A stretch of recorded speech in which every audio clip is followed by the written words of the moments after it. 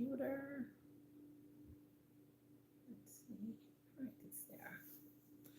All right, guys. Happy Sunday. I hope you guys are well. Welcome to another live.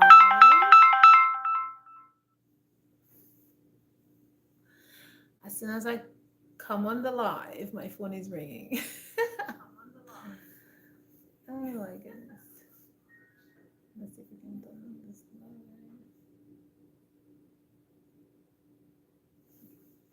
All right. So, welcome to another live. Again, happy Sunday, everybody. Let's see if I can fix this camera. Hope you guys are well, enjoying the nice weather. It was very cold here, and suddenly it started to get warm, so I'm happy about that. It was like 13 degrees, so it was like, I don't know, like fall weather. I think spring, not spring, but fall is around the corner.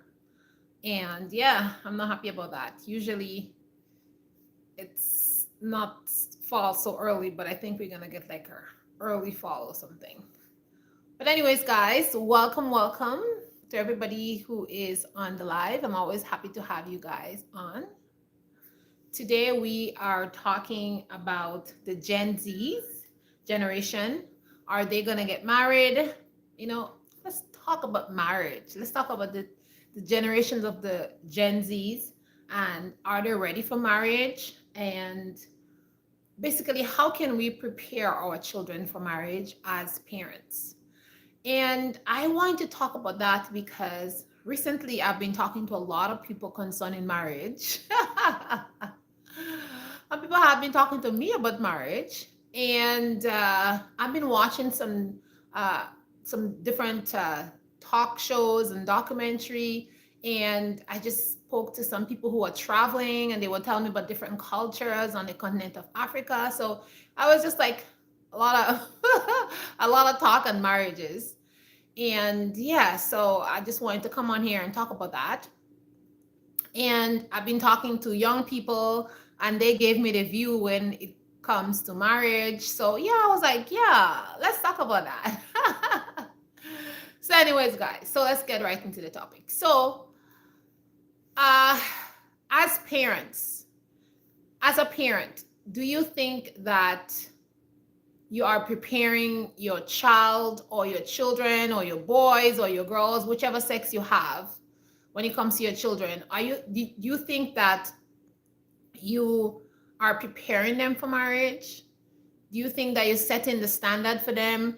Do you think like you're giving them the tools and preparing them to go there to start a life with, whether it be a girl, or if you have a son, if you have a son, if you have a son with a wife, and if you have a girl with a young man, what are the things that you're doing? What steps are you taking to ensure that you teach your sons the right things? And what steps are you taking to make sure that you teach your daughters the right things? Because I was recently talking to someone who'd been traveling, and they were telling me that they had some conversations with some young men as they were traveling. And one of the things that the young men were talking about is it's that, they're ready to get married, but, they just can't find a girl to get married with, because it seems like those girls who are there, they're crazy, they're a little bit on the crazy side, and they're just not the wife material. And those young men, they want to get married, but they want to find a good woman to marry. So, and then I spoke to my sons. I have one son who is ready to be married. And I spoke to my other son. We were having a nice conversation. And my youngest son said, he doesn't have a girlfriend. The reason why he doesn't have a girlfriend, because the girls that he know, they're all like, on the opposite side of what he believes in and what he thinks a good woman should be. So I said, what is it? Tell me, And he said that most of the young girls that he went to school with, or friends or people that he meet, they only want to have like physical relationship, they want to have sex, and he's not into that, or they want to have they want you to give them money, or they want you to buy things for them. Like there is no like deep sense of value, or a deep sense of, okay, let me use my brain, let's do something high together. Hi Krish. It's like, let's do something fun together, stuff like that. It's all about, sexuality and buying clothes and all that kind of stuff. And it's sad, so it is sad when you hear a young man saying, oh, this is what the young girls want. And then when I talked to my older son, I said, well, do you see any girls that you like to get married with? And he said basically the same thing. He said, those girls, they just want to have sex. That's it. And then they want you to give them money. And it's like they want you to look after them.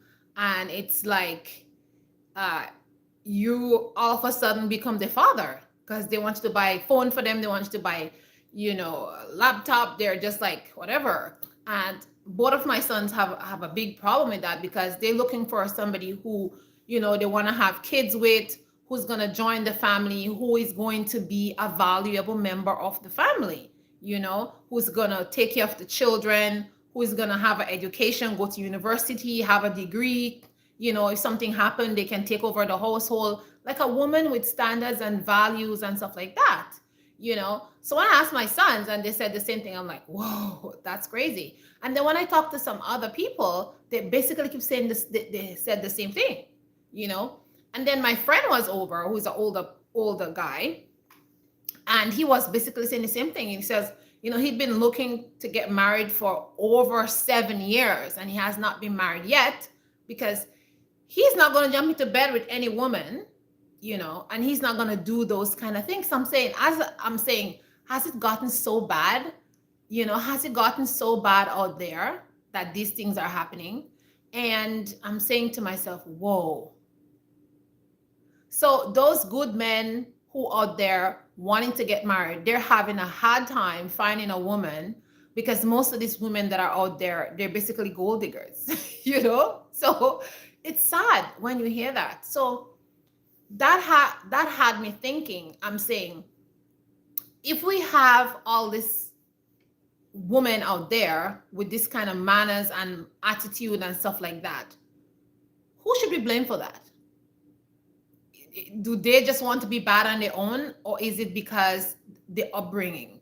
Is it because the parents didn't tell them how to like behave as girls, or did the parents show them how to behave and they just decide to go on the opposite side? So anyways, I decided to do some research myself. Okay, I decided to go on the internet, do some research, and see what people are saying there. And basically they were saying like not good stuff at all. It seems like the majority, like the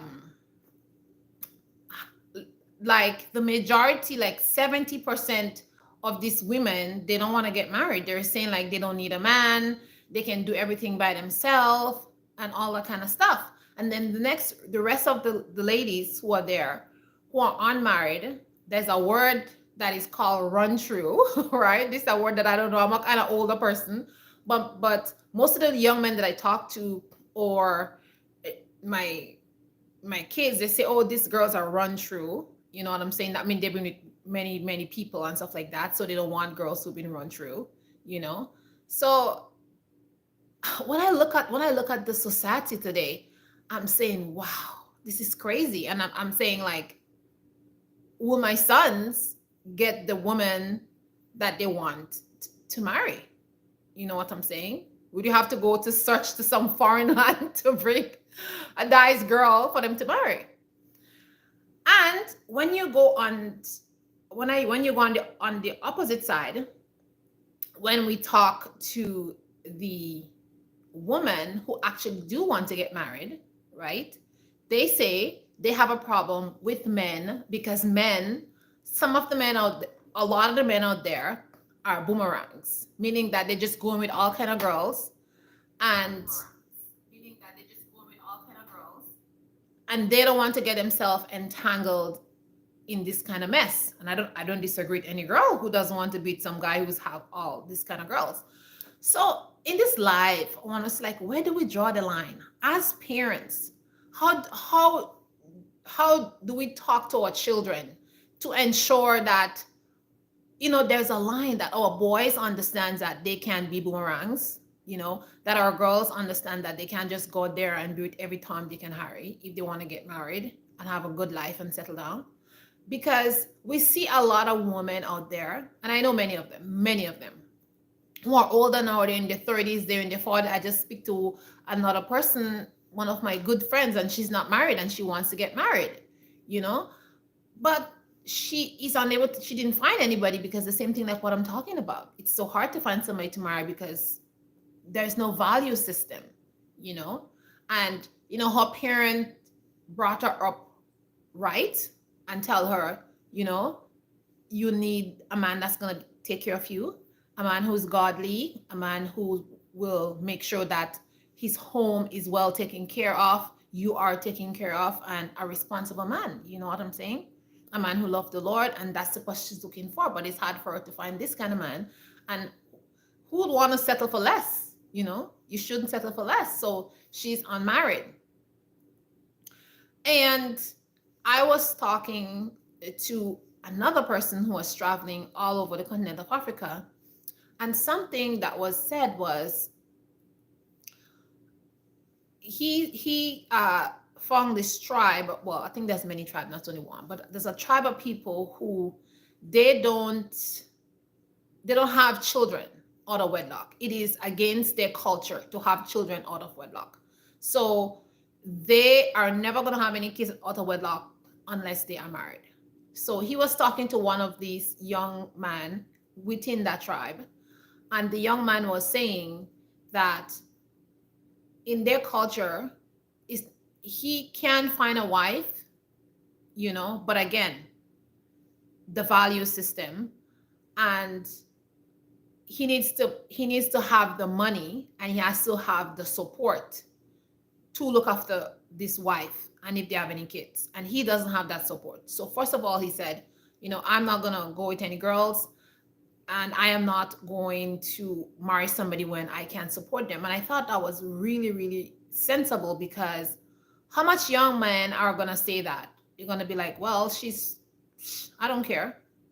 She's giving it for free. Why not take it? And then when he's ready to marry somebody, he's going to go and marry the person who he wants. But I thought that was, that's a real man. He's a real young, like a real person of thought and understanding, and he understands that women are very precious, and you should not just go ahead and sleep around with women, because this is not the way it should be. A woman should be valued, man should be valued, and woman should be valued.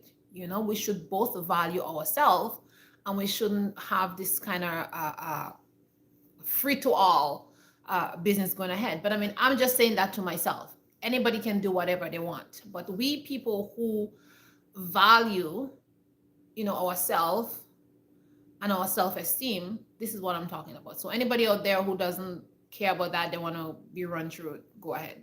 I'm not talking about those people. You understand? I'm talking about people who actually want to live a faithful, they want to live faithfully with their husbands, with their wife. They want to have children, and they want to live in a God-fearing marriage, or union, as you call it. Oops, I'm gonna put the volume up. Okay, on the live. All right. So I was watching this young lady, and she was talking. She was on a documentary. I watched that months ago, this documentary. And this documentary was talking about cultural practices, and he was talking about, in this particular area, this particular culture, and a number of tribes, what they do. And that so remind me so much of our forefathers, the Israelite people way back then, the things that we did in our practices as Israelite women. you know we were taught by our mothers how to cook and clean and scrub and how to be wife material. We were taught, we were educated, we were read and write and be able to pay the bills and all that kind of stuff. So if your husband give you the money, you should be able to pay the bill.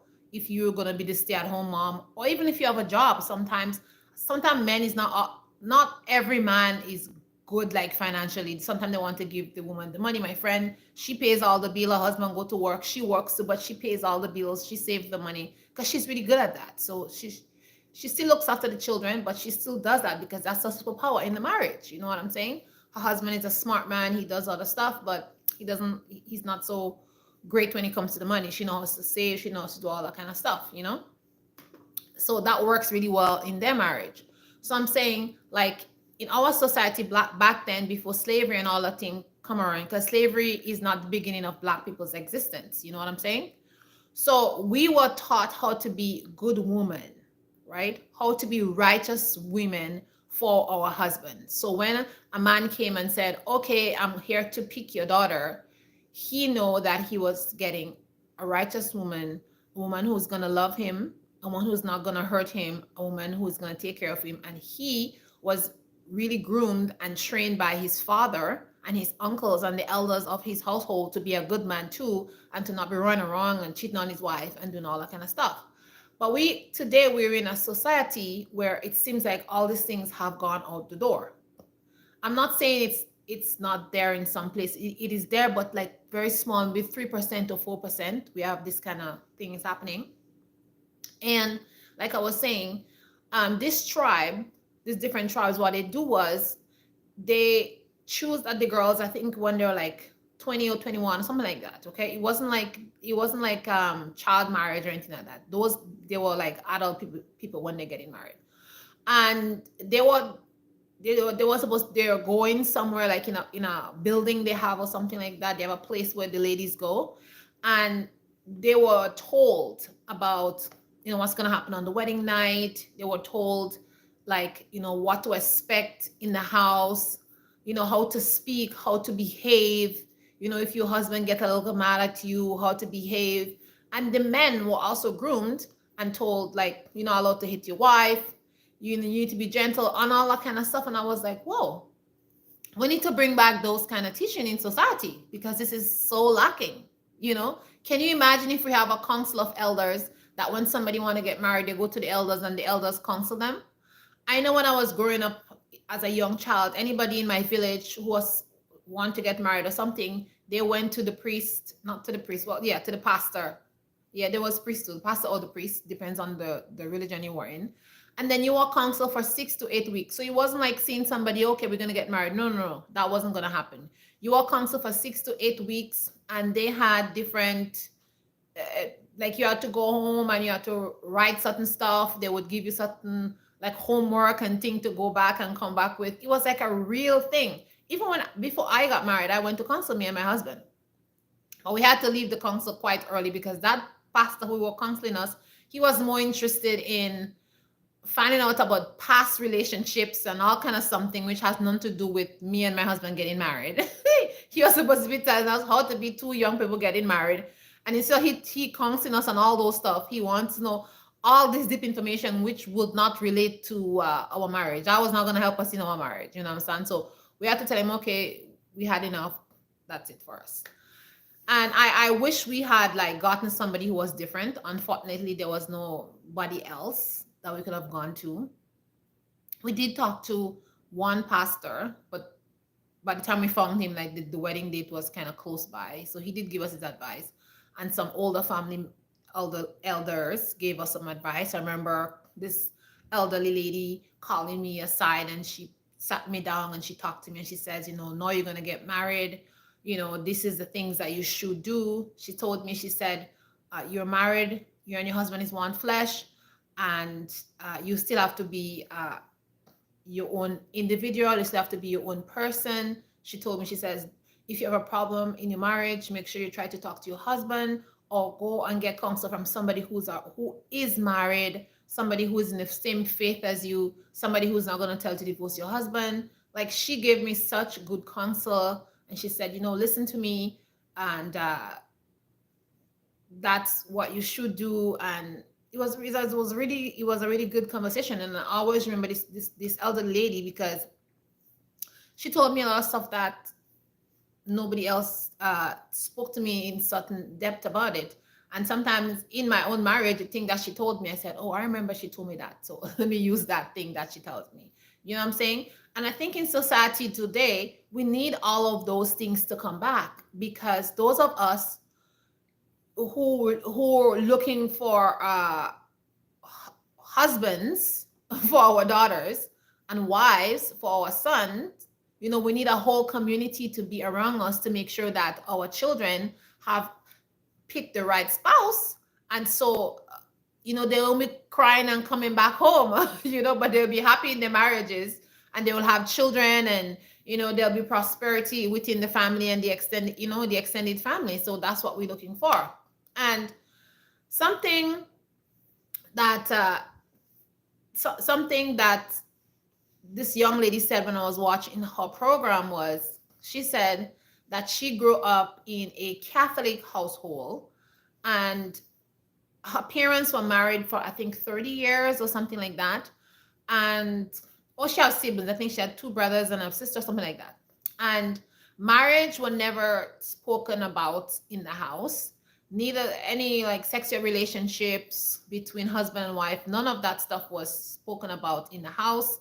The only thing that was spoken about in the house was, you're going to get married at some point, and we expect your husband to be, a godly person, somebody's going to take care of you, somebody who's not very angry. I think her parents are concerned about like a man not being angry. I think they have a point there, because you don't want a kind of hasty, angry man who's very quick to anger, because a man like that is not a good man. He's going to go off the rocket any minute. But she said, like, those things, like something like that, they were like her parents and her father was concerned about. But other things like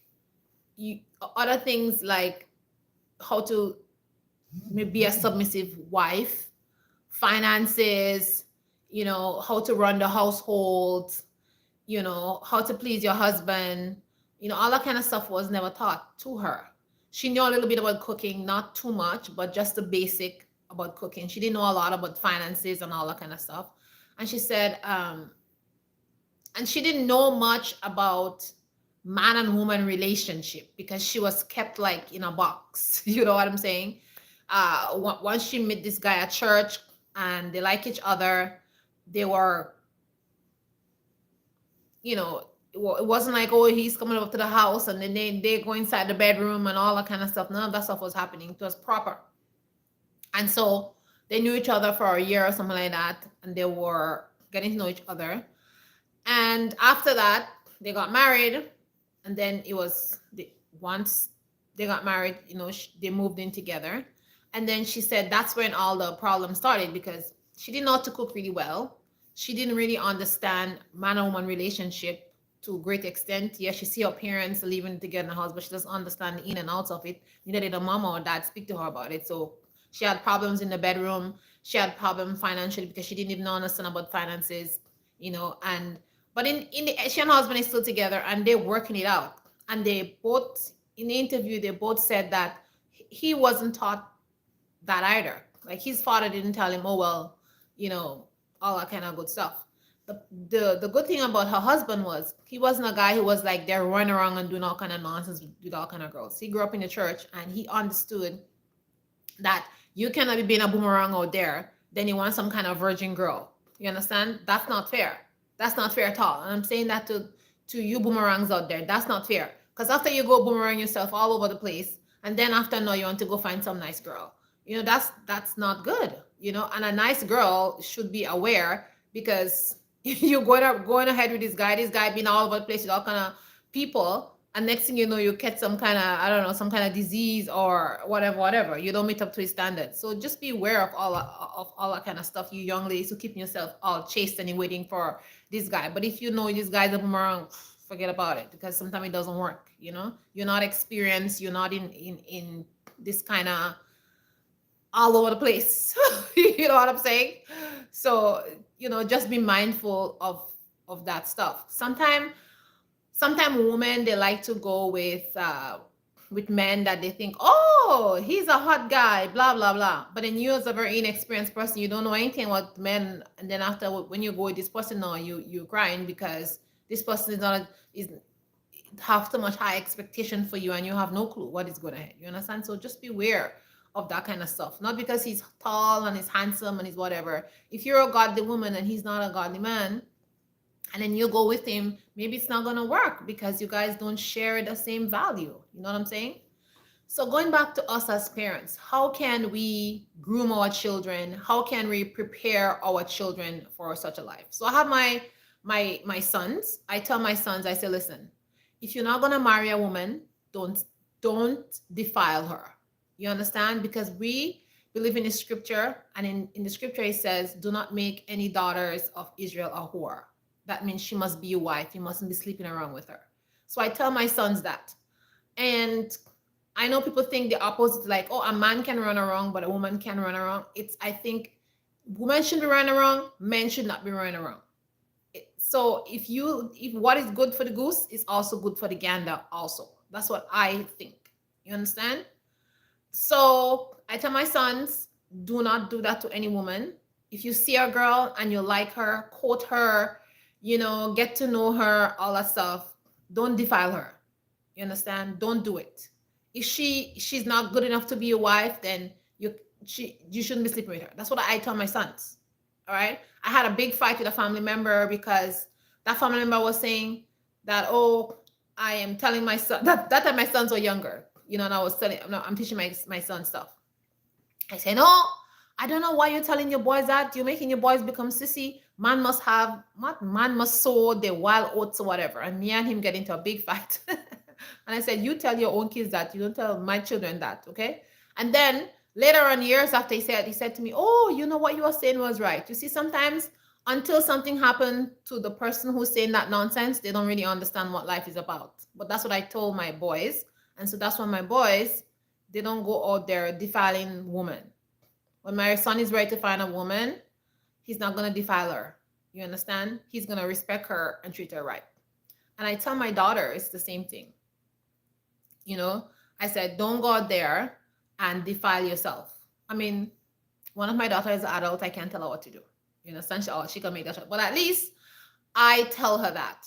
So sometimes we as parents, we neglect to tell our children things, and so they don't know stuff. If you tell your children the right things and they go out there and do what they want, well, your hands are clean because you did tell them blah, blah, blah. And if they go there and they get themselves in problems, they get somebody pregnant or whatever the situation is, and they come crying to you, you can say, well, didn't mommy and daddy tell you that? Or if you're a single parent, you say, did mom told you that? Or if you're a single dad, didn't daddy tell you that stuff?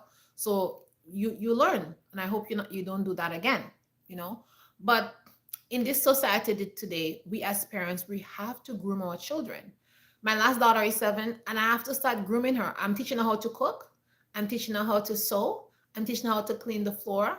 I'm teaching her how to be a good mommy. I'm teaching her a lot of stuff. She's 7 years old. You have to teach them age appropriate stuff. You're not going to teach a 7-year-old stuff that is for a 20-year-old kid, a 20-year-old adult. You're going to teach her things based on her age, like learning to wash maybe her socks or underwear, teaching her how to be kind, teaching her how to be patient, teaching her not to be like a loud person, it's like some women, they're very loud and unmannerly, and they don't know how to like be quiet and have a nice conversation. I mean, nobody's saying that you shouldn't be your character and you shouldn't be the personality who you should be. But sometimes there's no discretion, because it's not like the girl doesn't have discretion, but she doesn't know how to use discretion because she was never taught certain things. It's like me, I wasn't taught certain things. I wouldn't say that they teach me everything. But certain things I don't know. So if somebody corrects me in something, I say, oh, I'm sorry. But some people, you try to correct them, some ladies, and you can't even correct them. I don't need a man. You don't tell me what to do, whatever. Well, then you're gonna be a person who is not going to be unmarried forever. You understand? But I lay the duty on us parents. Teach your children while they are young. Teach your children while they are young. Tell them the importance of being a good woman. Tell them how to choose a good man. Tell them the qualities of a good man, what to expect. Tell your daughters how to treat their bodies. Tell your daughters that their bodies is the temple, that they are special. Tell your girls that from since they're small. You understand? Another thing I ask um, when I'm speaking to my sons and different young men, I asked them, I said, tell me some things that is preventing you from choosing a wife or a mate. And some things that they said was like the hair. They said that they don't like girls who don't have real hair. Now, this was kind of, I mean, should that be shocking? Uh, I don't know if that's shocking.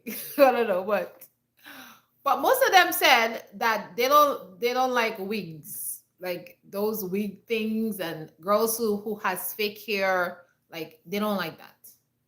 And maybe some women need to listen to that, because if you're looking for a man and he doesn't like fake hair, like maybe you should stop the fake hair. Maybe that is stopping you from getting a man. You understand? Fake hair.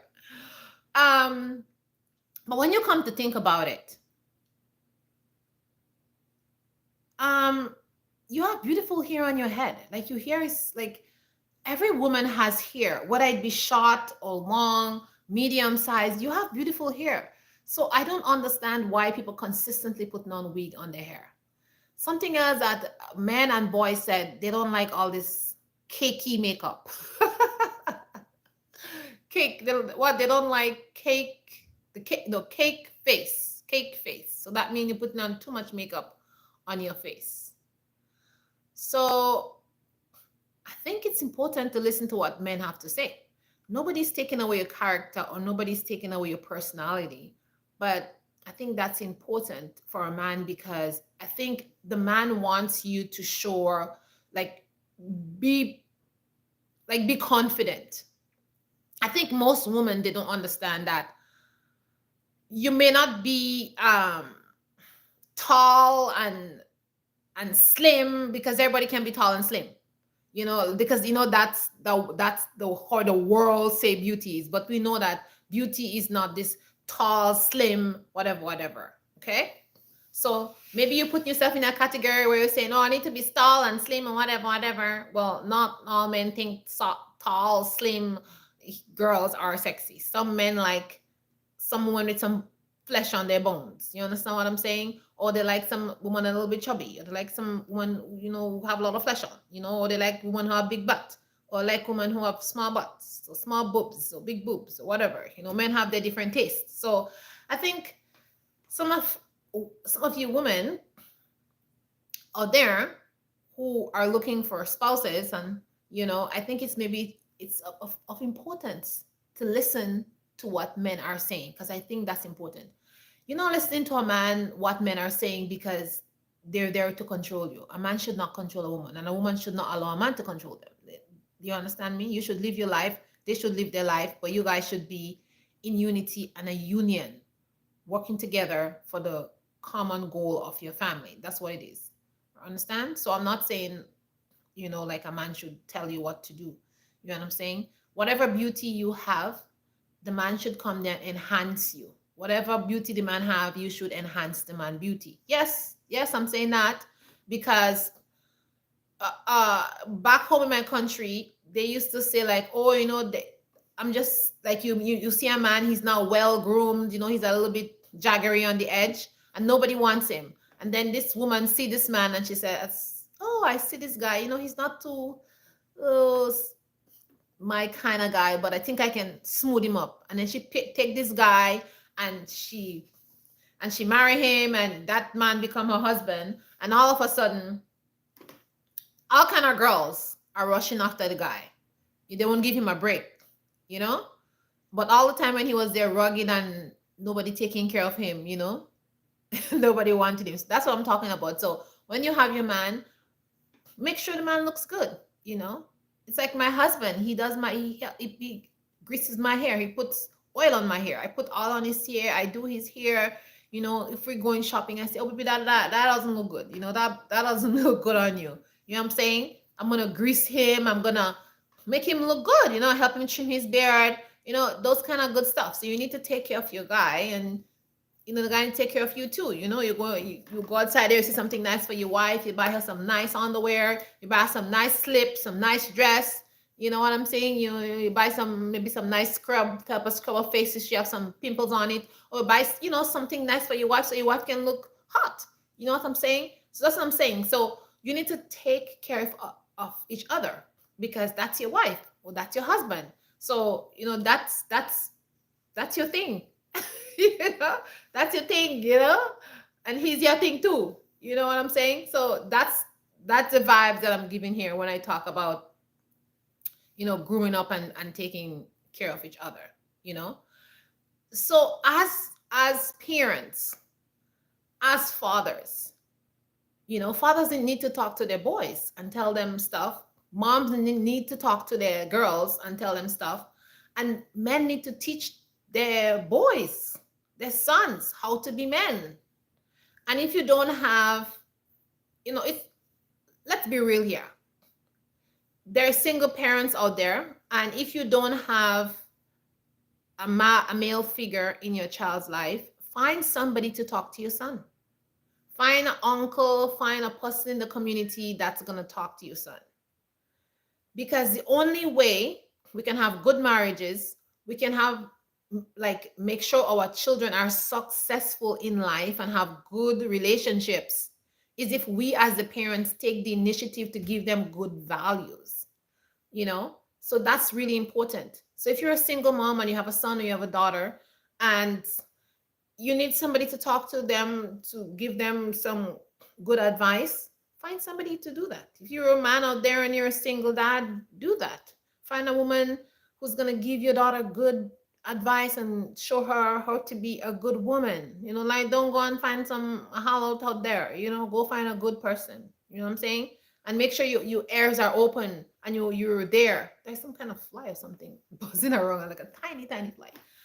um when that person is talking to your child, you know, make sure that the person that you choose value matches up with what your value is, you know.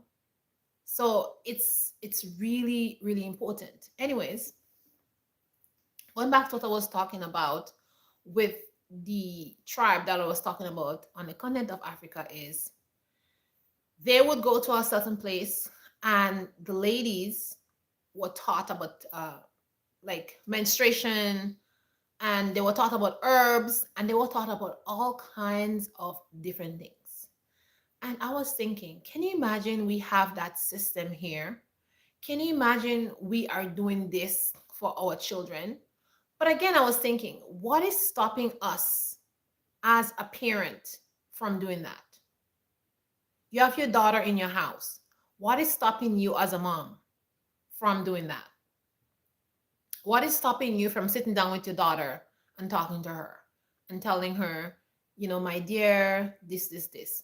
Sometimes parents feel like, oh, I'm not married. Maybe I have this kid out of wedlock, or maybe nobody teach me um, anything. So I don't think I can teach my daughter anything. But yes, you can. You can teach your daughter what you know. And if you don't know something, there's information out there that can be found. And there's people out there who have the knowledge that you need, and they're willing to share the knowledge with you. The problem is, though, sometimes we as parents, we were living a different life. And when we come into understanding of the truth or how to live our life better, we forget to talk to our children about it. And then by that time, our kids are older and they may be already stubborn and set in the way, but you taught them that way because you didn't know better. So you have to find a way to kind of gradually show them the truth, just as how you learn the truth. You know what I'm saying? I recently met this woman. She's a complete stranger to me. I don't know her, but I guess she know me by seeing me or whatever. And she had asked me to talk to her daughter. And I refuse to talk to her daughter because here's the story, guys. So this woman, she has one daughter, and they've been out in the you know out in the world doing their stuff, whatever, whatever, dressing crazy, eating all kind of stuff, carrying on, whatever, whatever. And then this woman, she decided to change her ways. I think something drastic happened in her life, and she decided to change her ways. She started to dress modest, and she started to change a lot of things in her house. Now, that daughter, remember, from since that girl is a small child, she's been living this lifestyle. She doesn't know anything else except this lifestyle. Their friends, their family, everybody's doing the same thing. Not that her mom decided to suddenly change. The girl is already almost 18 years old. She doesn't want to change. And the mom is very sad. And the mom is just like heartbroken because, it's like when a light bulb open and you finally see the light. You know what I'm saying? So she's asking me to talk to this girl. Well, how can I talk to this girl? I can't. Like, the mom herself have to find some way to reach that girl to show her why she decided to live a better life. You know, me coming in is not gonna help because I'm a total stranger and that girl doesn't know me from A to Adam. You know what I'm saying? So the mom have to practice what she preach. You know what I'm saying? She has to practice what she preach. And it's gonna take a while before things change. But you see what I'm talking about? Sometime in life, we just want things to happen magically. It's like you're telling your kid don't smoke, but you've been smoking all your life. And both of you and your kid been smoking. Then you decide to stop smoking. Then you want to be mad at your kid because the kid is smoking. No, it doesn't work like that. You know what I'm saying? So that is why I didn't talk to this child, because I don't think like me talking to her is even it's gonna make a difference. You know what I'm saying? So as parents, I'm saying that we really have to be very, very careful what we do in our household, the examples that we set for our children, because once they're set in certain ways, it's very hard to get them away. If you're a father and you tell your son, oh, go sow your wild oats. Okay, well, your son is over there doing all kind of stuff. He's a boomerang. Now he's reached 30, 35 years old, and he's ready to marry. And then he can't find some woman to marry. And the girl that he wants to marry said, no, me, I'm not going to marry to you. Next thing I catch AIDS or some kind of disease, and he's upset and he's mad. Well, you should stop your son from being a boomerang. And the same thing, moms, like you have your daughter and you wouldn't stop them from going all over the place doing all kind of stuff. Now they're older and they're 35, 40, you want grandchildren, but nobody wants to marry them because they've been run through, like my kids say. They say this thing. Like me, they've been with many people. You know what I'm saying? And then this nice guy who you want them to marry, he doesn't want to marry them because he says, oh no, this girl has been with too many people. I know. I don't want to do that. You know what I'm saying? So we as parents, we really have to groom our children from since they're very young and make sure you put them in an environment and make sure they understand certain stuff, because we all want grandchildren, don't we? We all want our families to we want our families to grow. We want our families to grow up in righteousness. Hi, shalom, sister. We want our families to grow up in righteousness, and like I said, we want good wives for our sons, and we want good men for our daughters. You know what I'm saying? So in all of that, I am saying that the responsibility is on us parents. It is on us parents to make sure that we grow up our children in the love and the fear of God. And that also we have resources for them, people that they can go to, places that they can go to, because this world is a crazy place. And if you leave your children out there on their own, they will fall into temptation and great sin. You understand? So another thing I was asking my son when it comes to like marriage, what was his expectations and stuff like that. And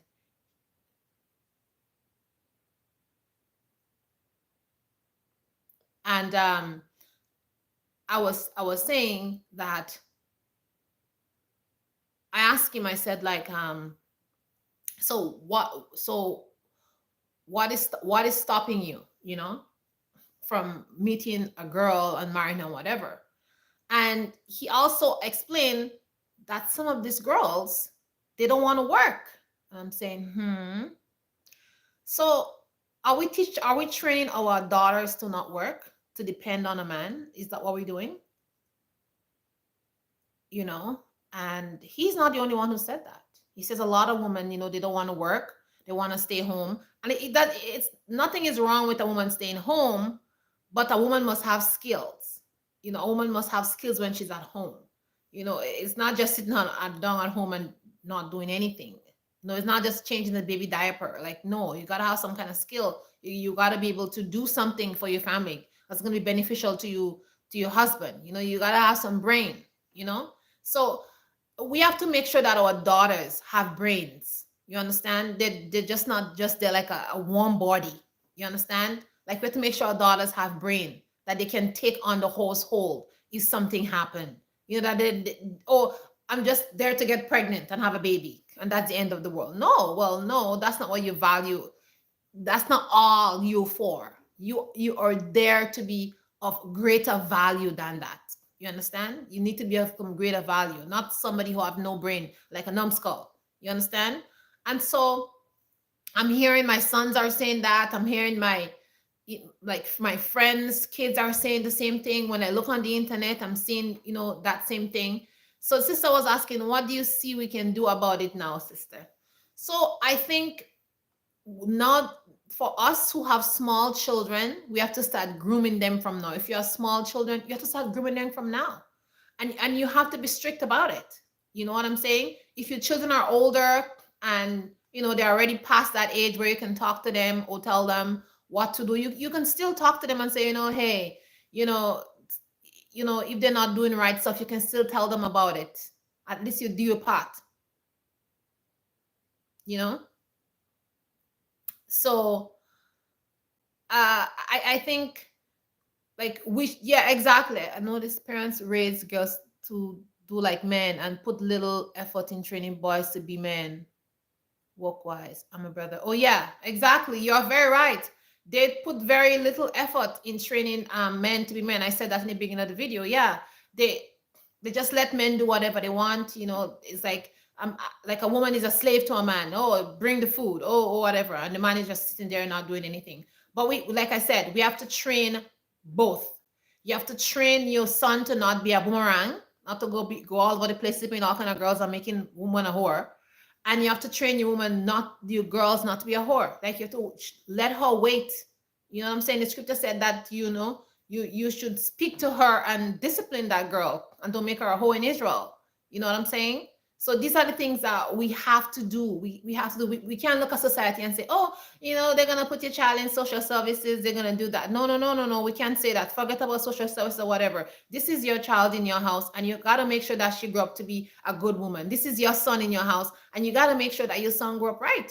Like I said in the beginning of the video, I tell my sons, you're not going to marry this girl. You better not sleep with her. I tell all my sons that, my 3 sons. I said, don't do it.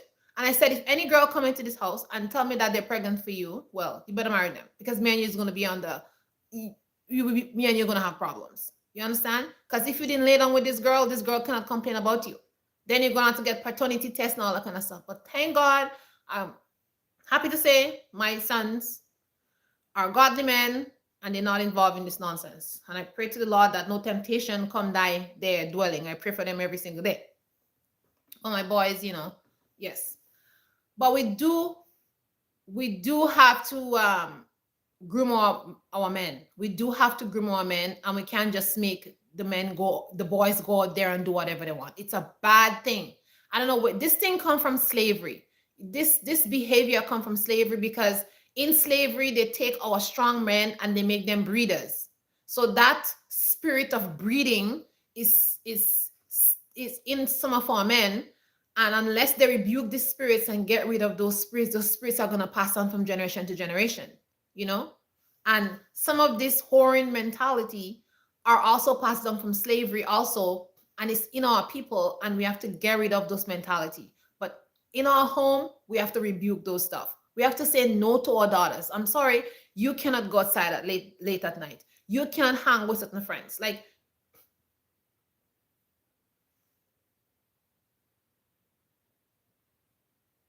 any thoughts on the sheep led astray sister on our behalf? Well, sheep's led astray. If you're a sheep and you've been led astray and then you come back, that's good. If somebody corrects you, you have to be able to take that correction and say, well, let me change my behavior, because people can lead you astray. You know, people can lead you astray. But the problem is when somebody points out to you that people are leading you astray, and then you don't come back, you don't repent, you don't say, you know, or if you're a father who have your child and, you know, you let your child go, and all of a sudden you see the danger. Now you pull the child back and say, hey, honey, you know, we've been living a certain way. We have to change. This is not good behavior. If you continue like that, it's going to happen, blah, blah, blah. My friend was here just last night, you know, and we were talking about certain stuff with her kids. And, you know, she had to admit, you know, she did certain stuff which wasn't right for her kids. And now she's paying the consequences for it. I think we all did stuff which wasn't, a lot of parents did certain stuff for their with their kids. And now I mean, me, I know in the beginning I used to shout a lot at my kids. Then I realized, like, I have to stop shouting. I have to talk to my kids softer. I have to talk to my kids gentler. Because now I see sometimes one of my kid, they're like a little bit rough, and I'm saying, no, you can't be rough. I'm sorry. I bring that roughness in the house because I want them to be, you know, I want them to be strong. You know, I want them to be sure of themselves. But I think I double down too much on the roughness. So I have to be more gentle, you know, in the way I speak and the way I talk to them, or the way I cannot be too rough. I have to be more calmer and gentler and stuff like that. So even if you've been led astray, you can come back. You can still come back. And when somebody speak to you and tell you right to say, you have to say, yeah, and repent and don't do those things anymore. That's basically it. But the job is on our shoulder. I've noticed at times they have not been truly assisted. It's very sad. Yeah, it is very sad.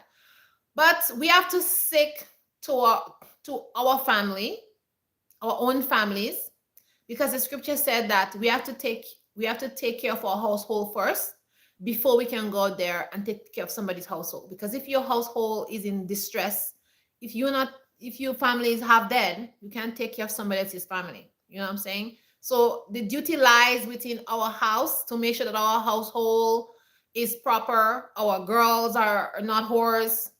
Our girls are being told the right thing. And we as parents, as mothers, even if sometimes our parents, not all of us grew up in, you know, the perfect home, but now we know better, we should do better. And a lot of us parents, I know a lot of my friends, even me myself, some things my parents didn't tell me. And a lot of my friends and other people that I speak to, they said, you know, they had a problem with self-esteem. And that's a problem for a lot of young ladies. They don't feel good about themselves. At least for me, at a young age, I understood how to have a good self-esteem. And nobody could tell me I'm not beautiful. Nobody can tell me that stuff, because these things were instilled within me from young, you know, so I knew that. No boy can come and tell me any stuff, because I'm like, if you tell me, oh, you're so gorgeous. Ah, well, thank you. My grandma already told me that. My uncle already told me I'm beautiful. So you can't tell me that. So they're not going to fool me. But somebody else who wasn't told they're beautiful, or somebody who wasn't, you know, trained up in that way, when a guy tell him, oh, you're so beautiful, you're so gorgeous, you look so nice, then, you know, look what happened. Before you know it, they're in bed with the person. So it's very important that we need to talk to both men and women as older people.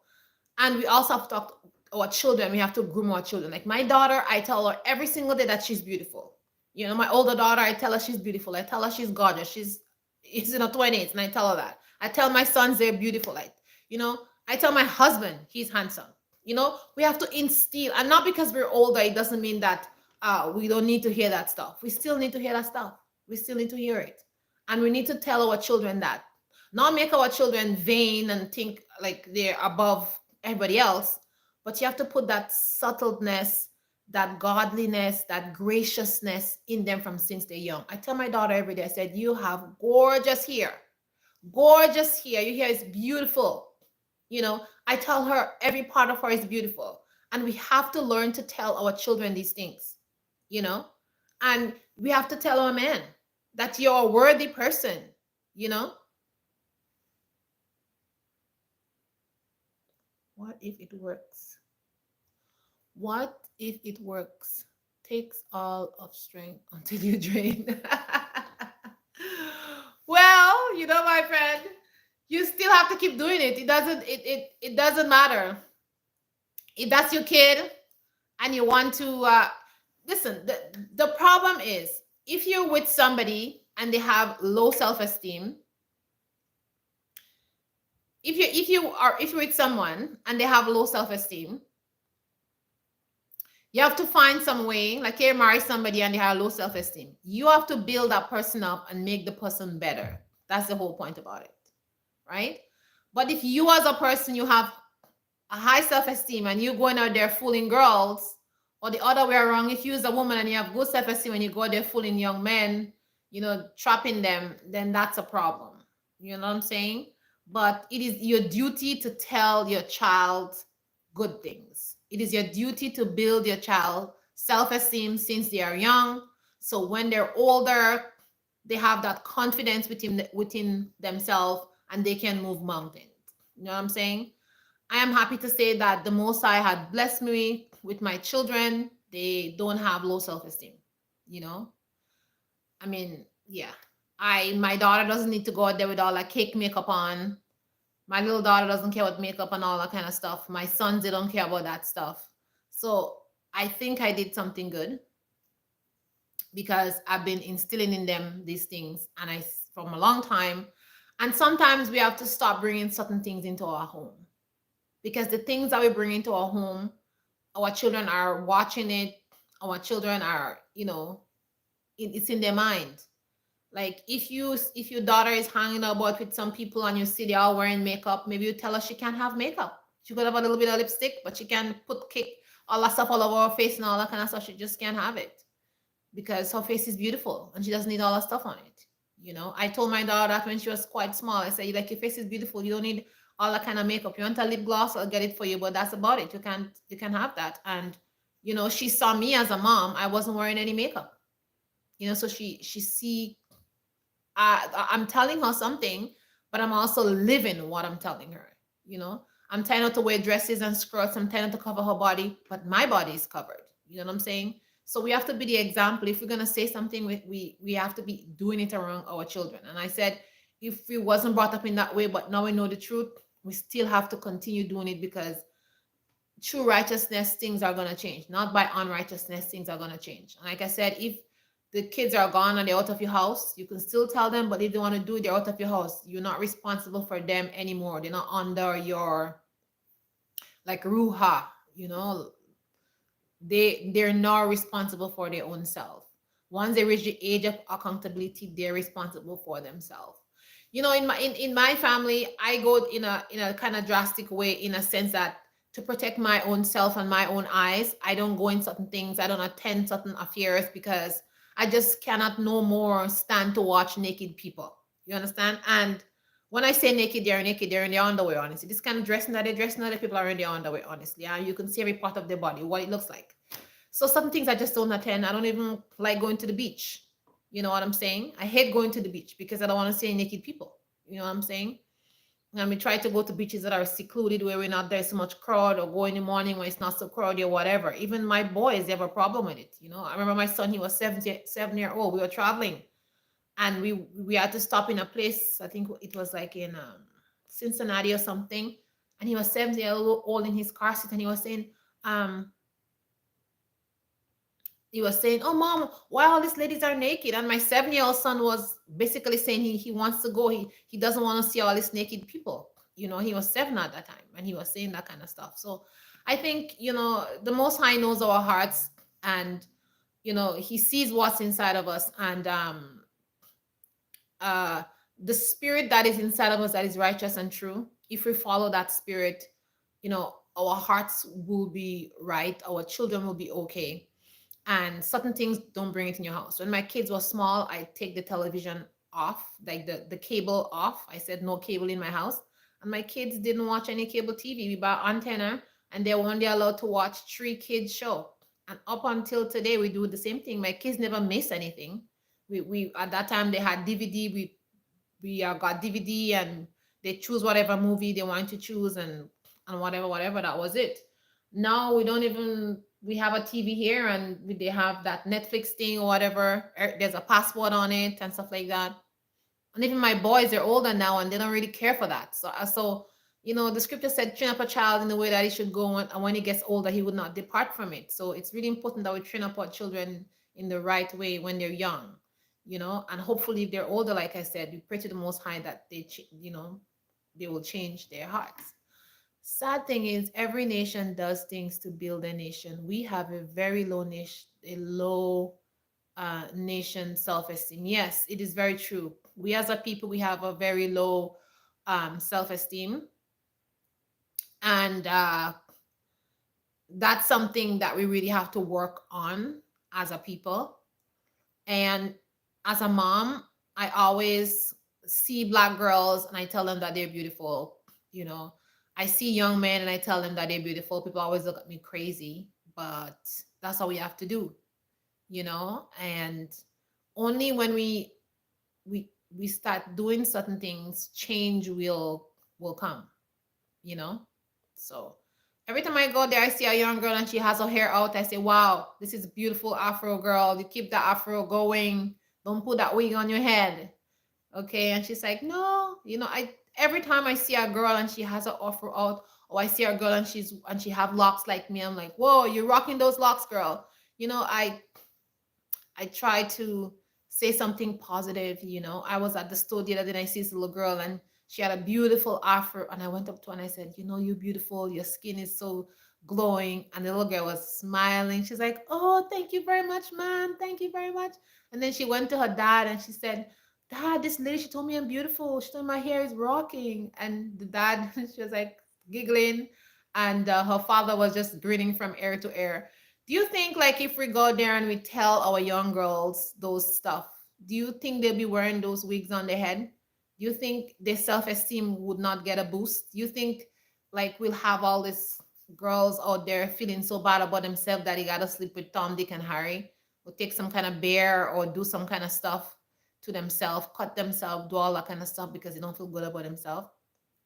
We as parents need to stop telling our kids, shake the stuff that your mama gave you, So it's like, we need to go out there. When we go out at the store, we need to tell those girls, you look good, and when we see those little Black girls hanging out all hour of the night, we need to step up and start saying, why are you out here? You should be at home, sweetie. You're a princess. Why are you hanging out outside? You should be sleeping in your bed, getting your beauty sleep. That is how I approach those girls when I see them outside. I say, sweetie, you're drop dead gorgeous. You should be having your beauty sleep. Why are you out here with these people? And I'm very nice about it. And if that young girl want to act like a fool, I'm saying, look at yourself. Should you answer me this way, young lady? Are you a young lady? We have to kind of find some way to speak to these young girls when we see them out there. We have to find some way to speak to these young men when we see them out there doing certain stuff, and yeah, and that's what it is. That's what we have to do for our people, and that's basically what it is. I do so many stuff for my own Black people. When I'm at school, when I'm teaching, I try to help my Black kids in there. I try to always push them to be on top. If I'm out there and I see some kid, need something, my hands is out there stretched out for them. Once I have it, I'm able to do it. I'm always pushing myself out there for my Black people. Some people are really ridiculous and stupid sometimes, but you can't give up. You have to, like, keep going. When one person acting stupid, there's somebody out there who's going to act with sense. And just by doing something good for them, that person is going to turn around and do something for somebody else, you know? So we can't always think about the negative, but we have to think about the positive. And like I said, these things really start with our home. We really have to start in our home, you know? My husband like to talk to men. You know, he like to talk to men and tell them about different things, you know. A long time ago we had a neighbor, and this neighbor was making this 21-year-old boy come to the house, and she keeps saying, oh, that's his friend of my son and friend of my daughter. And that young man was with her daughter, you know. And in the end, the daughter got pregnant. And then the father and the mother came to us and said, oh, you know, she's pregnant. We're gonna put her out. And my husband was very upset, says, no, you can't put her out. You were there. That 21-year-old boy was coming in your house, and your 16-year-old daughter was inside there. What do you think they were doing in the basement? You think they were playing games down there? He said, how? He says, no, you're not gonna put her outside. My husband was speaking to them so strictly. She said, no, you're not gonna kick that girl outside. That girl is gonna stay right there inside your house and have that baby, because you allowed a man to come there and impregnate her. And the father was like, what? So you're saying we shouldn't kick her out? My husband said, no, you should not. Why? You know what's going ahead. How could you leave your 16-year-old kid inside with a guy, and you outside, you and your husband, drinking beer in front of the house? You understand? And she's inside there with a boy. What do you think she's doing? Huh? Yeah, that's how my husband spoke to them. And in the end, you know, thank God the boy was a boy who wasn't like gonna leave her and whatever, and the boy stay with her up to today. But I'm saying, like, can you imagine? So we as parents, we have to step up. Step up with that foolishness. No boy should be inside our house with your daughter. You understand? You there outside and daughter is inside with boy. What is going ahead? When she get pregnant now, you want to get upset at her. It's your fault. If you didn't let that boy come inside there, if you didn't supervise your daughter, you understand, that wouldn't happen. You know, back then in the days we had chaperone. You should be chaperoning your kid. Chaperone all your kids. Boy as well as girl, chaperone them. Nobody can come to my house and do that nonsense. If my kids want to do something outside, I don't know what they're doing, but not inside this house here, as long as I'm breathing. Nobody's coming here. If you come inside the house, you better be sitting on that chair there, and he'll be sitting over there. If you're coming to my daughter, she better be sitting there, you're sitting there, so I can see what's going ahead. You ain't going in no room upstairs. Oh, big parents gotta stop this nonsense about boy and girl inside the room. What do you think they're doing inside the room?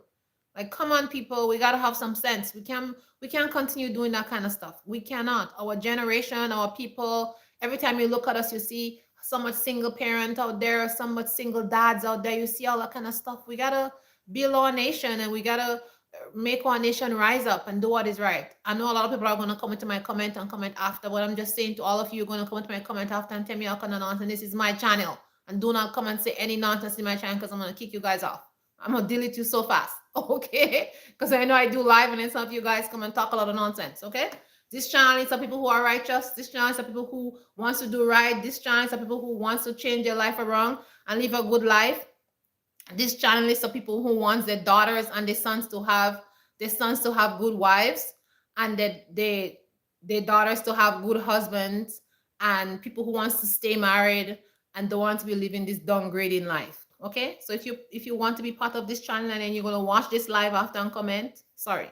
Okay, but that's what we are about here on this channel. Positivity on this channel. We are going to build up our nation, and everybody who are going to hear the sound of my voice, I hope you hear it and you do what is right and pleasing and acceptable for the sight of God. And if you have something positive to tell me, please leave it in the comment. And if it's something that I think I can learn from, I'll take it and use it in my daily life. And the same thing, I come here on this live to talk to you guys and tell you positive things, because I want people to do positive things, and we want to be surrounded by people who are doing positive things, because we want to live in an environment where we're feeling secure, we're feeling happy. We can send our daughters out there, we can send our sons out there, and we don't have to be scared. But sadly, this environment that we're living in, we have to protect our children. We can't even send our kids to the corner store because we don't know if they're gonna come back. You understand? Yep. So anyways, guys, it's always a pleasure having you guys on the live. I thank you so much for all the chatting there. There's a lot of people who join the live, but they don't chat sometimes. They just listen, and I really appreciate that. And I really appreciate that. But I appreciate when you guys are chatting too, because you know, you guys give me points, and we were chatting. So yeah, so that's the live. I think we're an hour. I try to keep the live under an hour, but today it's under an hour. So Yigwaba, thank you for all your comments. Beautiful. Let me see. Sometimes I can't see everybody who's in the live. Let me see here. Canon, Kish, Stark Force, you guys, thank you for coming to the live. I really appreciate all of you. We have to I'm gonna try to do more Sunday lives. I tend to do a lot more lives in the afternoon, late in the evening, on the weekdays when I'm not too busy. But I'm gonna try to come here and do a live every Sunday. I promise you guys, because I know a lot of my Israelite brothers and sisters like Sunday lives because it's Sunday and they're home, and so yeah, I'm gonna try to do that, but not all Sundays. Sometimes I'm on the farm and I'm doing stuff and I'm busy on Sundays.